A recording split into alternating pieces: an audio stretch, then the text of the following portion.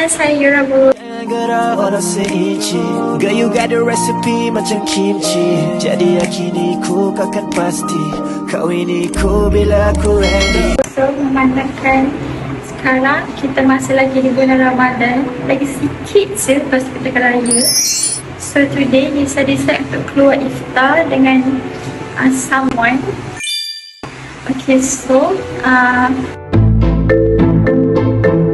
Tara sebenarnya bukan nak iftar, tapi sebab semalam kita dapat kita punya final semester result yang masa sem lepas.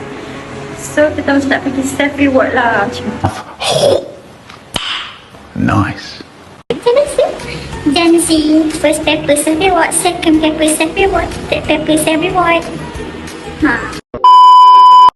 So stay tuned. Jatuh cinta memang manis, apalagi ada kamu di sini. Genggam tanganku sayang, apa ini tak sama tanpamu. Masih rasa ingin lagi habiskan waktu di sini. Mungkin 3 atau 4 hari lagi.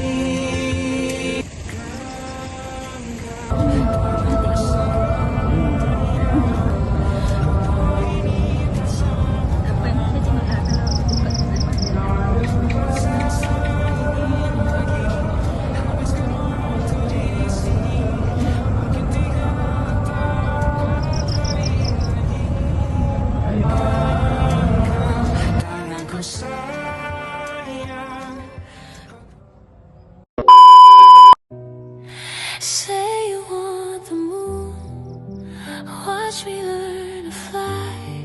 Ain't no mountain you could point to I wouldn't climb. It's crazy, but it's true.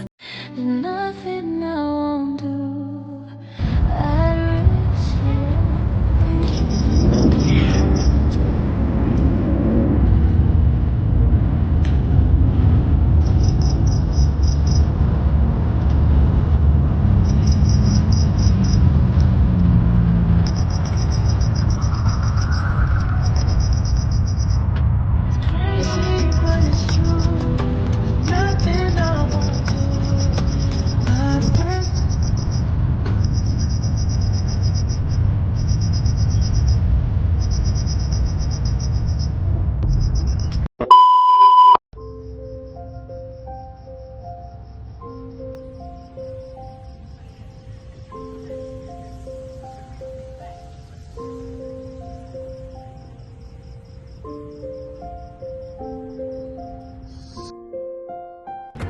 Jatuh cinta memang manis,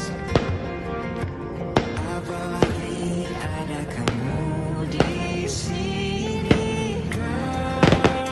Hi guys, okay, so again Nisa lupa closing vlog dengan Farhan. Lepas tu Nisa baru teringat yang Nisa tak record perjalanan ceritanya. Faham tak? Tak ada pun dalam kereta yang like proper. Tak ada. Tak tahu lah apa yang akan jadi, tapi Nisa just record. Dia macam tak ada jalan cerita. Dia just adalah record, tapi yang random, bukan untuk vlog. Nisa rasa dia akan jadi bersepah. Macam mana dia macam tak ada jalan cerita, tapi dia ada cerita. Macam tu. Dia tak ada jalan cerita, tapi dia ada ceritanya. Begitu. Entahlah weh, tapi tu je lah. Okay. Janji ni last. Lepas ni tak buat dah. Janji. Lepas ni Nisa akan buat video yang proper. Nisa akan berubah. Okay. Okay guys. So that's all for today. Bye. Jadi kecuali ini ya. Kalau tak ada nak sarung cincin itu yang paling penting. Ada benda